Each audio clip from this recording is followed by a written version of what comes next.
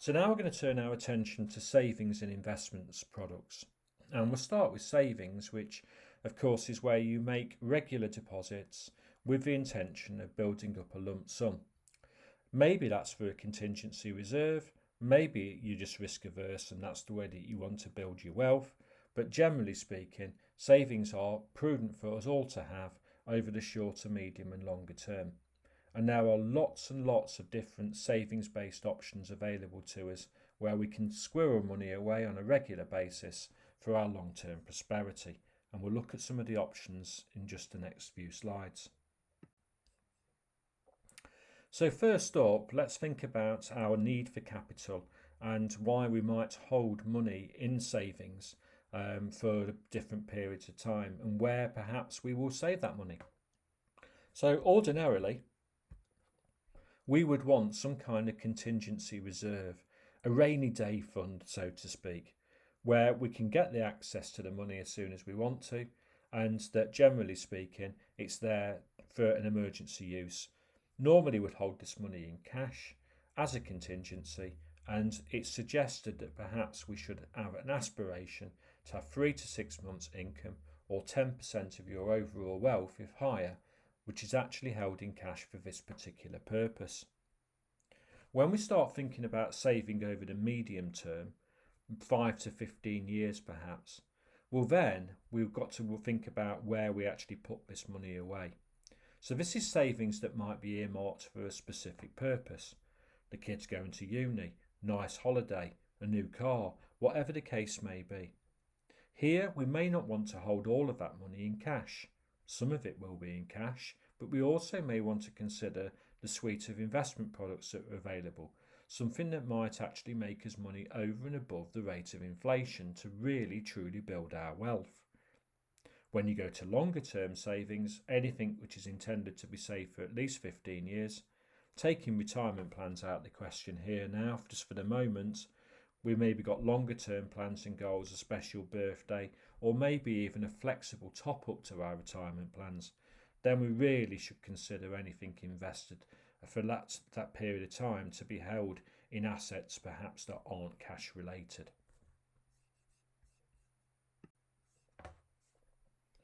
So when it comes to your contingency reserves, you are likely to want to leave these in some kind of bank account. And there are 3 main categories of bank accounts that you could actually put your money into. There's those that are instant access, where you can gain access to your money immediately without penalties. There are notice accounts, which are a little bit retro in the wider scheme of things, but generally speaking, accounts where you've got to give notice for withdrawals, and in doing so, you would expect to get an annual effective rate that was higher. And there's penalties if you don't give the notice. And then there's term deposits, which have become quite popular actually, which probably give you the highest of all the 3 by interest return, annual effective rate, AER, where you agree to set your money aside for a fixed period of time, let's say 2 years, in return for a fixed rate of return normally, and there'll be penalties if you need your money out early. And again, people will spread their cash across all 3 perhaps to give them different access to different funds at different time. One thing that the government have done to encourage us to save on a regular basis is to introduce their own schemes, their own regimes, which they then allow banks and building societies and anyone for that matter really who's authorised by the Financial Conduct Authority to offer.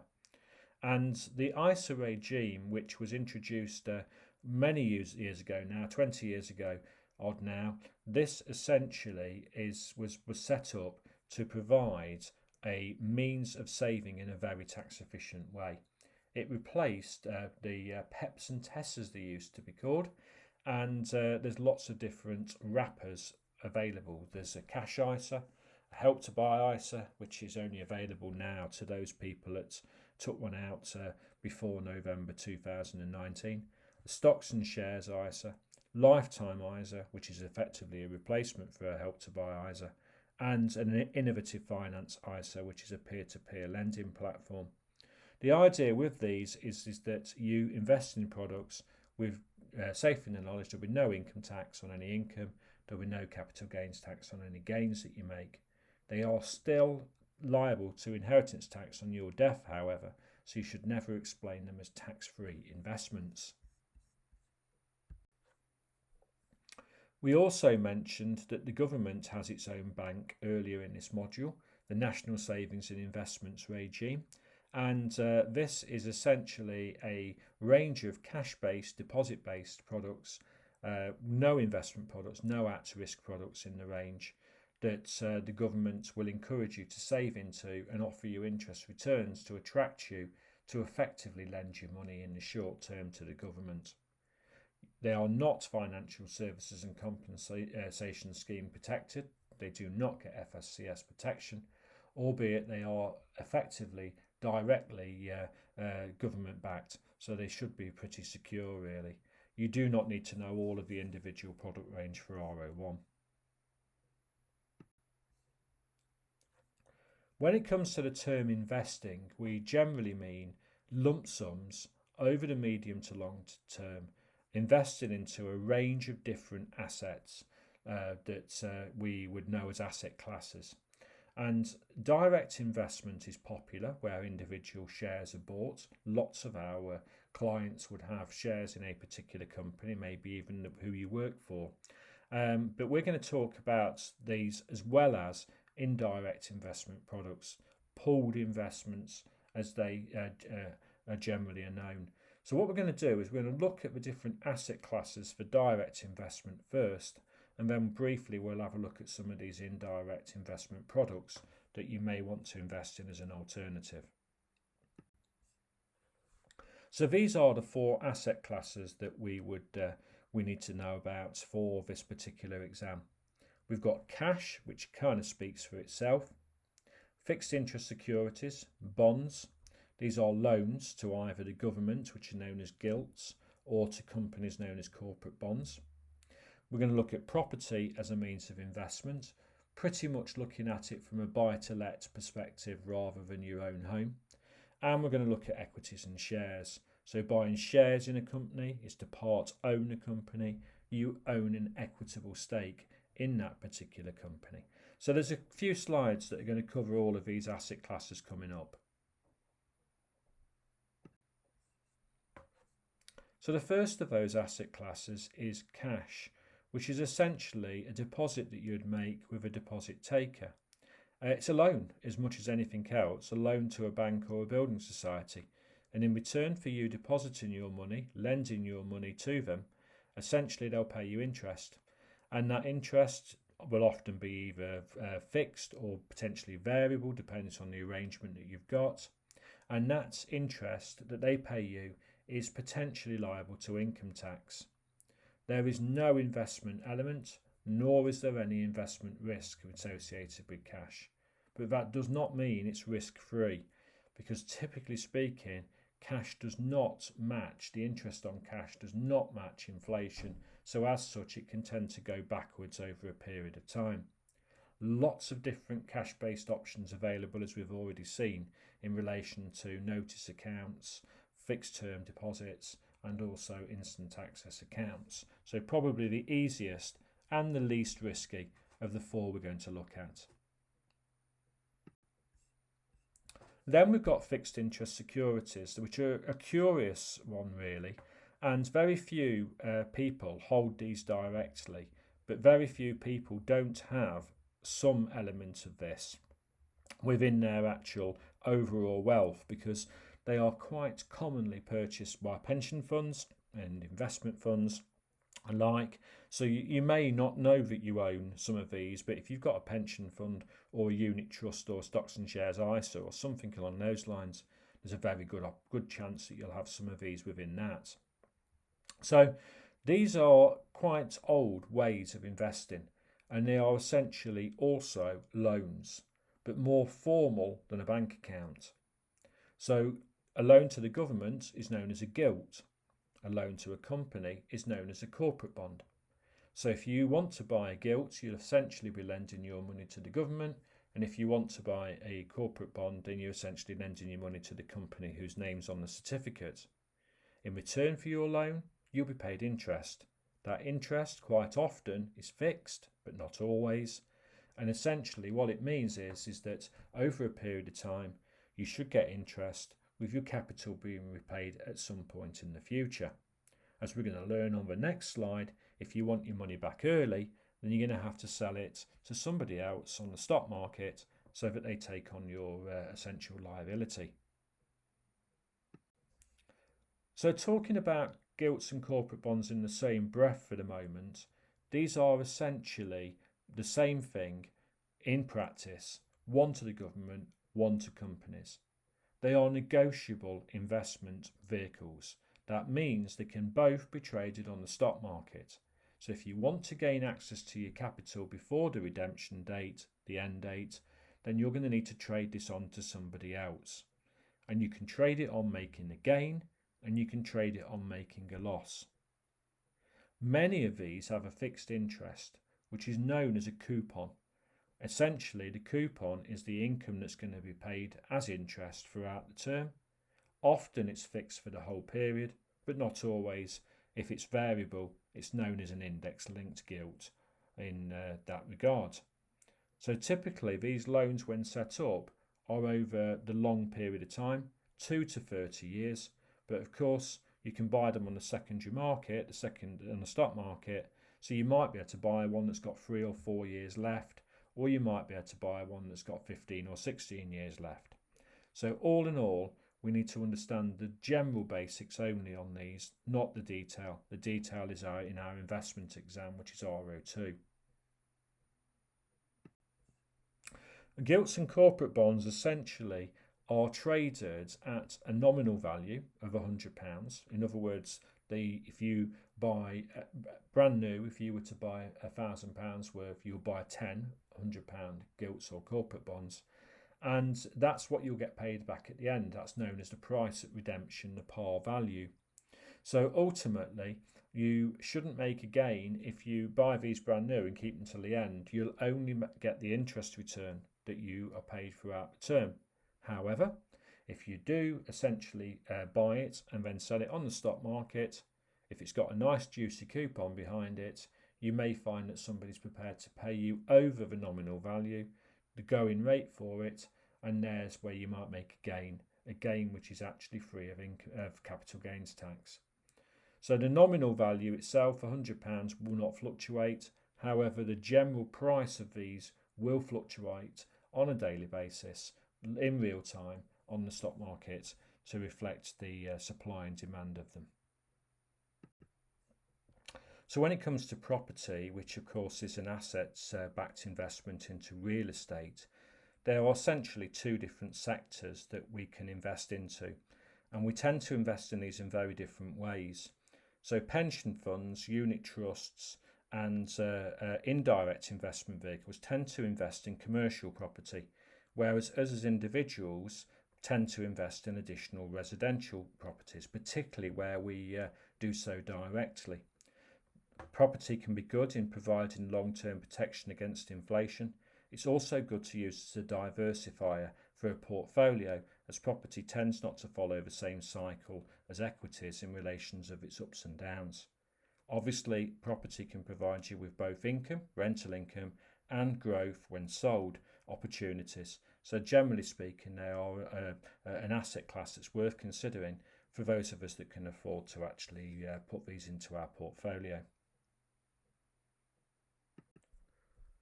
The final asset class we're going to look at is that of shares or equities, to give them their formal title, the part ownership of a company, which essentially allows you to benefit from any distributed profits, a share of the distributed profits, which is known as a dividend, and also from any potential growth in the value of the company when the shares are traded on the stock market. No doubt about it, this is the riskiest of the four asset classes, and can essentially lead you to actually lose all of your money in the event of an insolvency of a firm. However, in return for that risk premium, you should generally speaking get a good return over inflation from these, and a range of profits both from income and from gains. So when it comes to equity investments, then generally speaking, we can actually categorise these into three different blocks. The first block essentially is for smaller companies that do not trade their shares on the stock market. This is known as private equity investment. We've then got the mid-range of companies who are quoted on the stock market, the alternative investment market to be precise, which is often where you see the growth stocks available. And then we've got the larger companies which tend to be traded on the FTSE and the various different FTSE indexes. It's not an exact science, as some private equity and AIM companies are actually quite large, but generally if you think about a natural progression from private equity through AIM to FTSE, you won't go far wrong. Companies tend to share their profits by issuing dividends, although they're not obliged to, and you generally find that the smaller the company, then the less likely they are to share the profits, because they'll probably want to redirect those profits back into the business to make it grow. As the demand for shares grows, then of course the shares will increase in value, and that's where you can sell the shares on, potentially making a capital gain. We're now going to turn our attention to indirect investments, and our starting point is to understand the various different types of pooled investment. Pooled investment is a concept where investors' money is pooled, invested together, to give the fund manager, a manager appointed to actually look after the assets, an economy of scale. Often, the fund manager will be appointed on a contract, and they intend to spread the risk of investing by using the money and spreading it over a variety of different assets in keeping with the risk profile of the fund.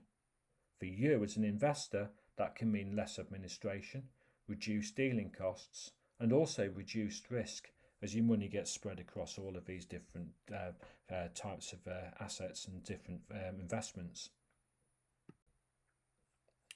So we can categorise these pooled investments into 3 or 4 different blocks. 4 blocks we'll look at here. And they are open-ended investment funds, which essentially is unit trusts and OICs, open-ended investment companies, which are the UK's most popular collective investment. These essentially are what would often house a stocks and shares ISA. We've got life and pensions funds, which are essentially those that are operated by life assurance companies. Again, there's lots of fund providers available. They're commonly known as investment bonds. We've got investment trusts, which is essentially a company which is set up and traded on the stock market that invests in other companies' assets, other companies' shares.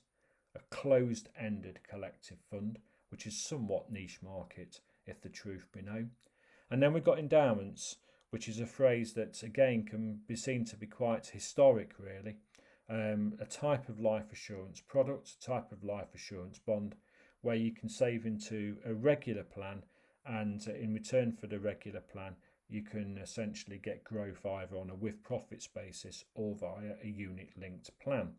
So there's different aspects, and all of these have a central core function, and that core function is about investing in other companies' shares or other companies' corporate bonds, property, cash, whatever the asset classes are, with an intention of making a profit for the investors. So investors, when they invest into these, invest shares in these as opposed to owning the shares that the actual fund manager goes to buy. We mentioned earlier the different ISA regime, and we looked at this from a savings perspective, and I just want to hark back to that if possible now and just have a look at the different types of ISA which are out there and what they actually mean to us for investors. So we're going to briefly look at the cash ISA, the stocks and shares ISA, innovative finance ISA. We'll also take a look at the lifetime and help to buy ISAs, and finally the children's regimes of the junior ISA and the child trust fund. So the cash ISA is probably the most common type of deposit that is in the UK really. Available from age 16, it is essentially a bank account that's tax-free, hence the phrase a cash ISA. There's a maximum subscription which is normally determined every year on these, and it's shown on the screen in front of you. And they will generally offer either instant access, which is the most common, or a fixed term option of leaving your money to one side. You can, if the ISA offers flexibility, withdraw and replace money in the same year, but generally speaking, what you'll need to do is you'll need to essentially leave your money aside, and if you want it out, then of course it comes out of the tax wrapper, and you'll lose the ability to earn tax-free interest on that. But as we said, some will allow you to replace the money in the same year. So probably the UK's most popular bank account type. We've then got the stocks and shares ISA variant, which is only available from age 18, and you can see the subscription level is the same as that as cash ISA. It's not in addition to the cash ISA subscription. The limit is applied to all ISA types. So essentially this is a collective investment scheme, so maybe a unit trust, an OIC, or an investment trust that we looked at a couple of slides ago. It can be life assurance bond as well, can even be directly held shares. But essentially the underlying asset here is likely to be some kind of investment fund. Any gains that you make are free of CGT. Any income that you receive is free of income tax. The lifetime ISA is a relatively new concept, and this is a dual function investment vehicle that's available from age 18.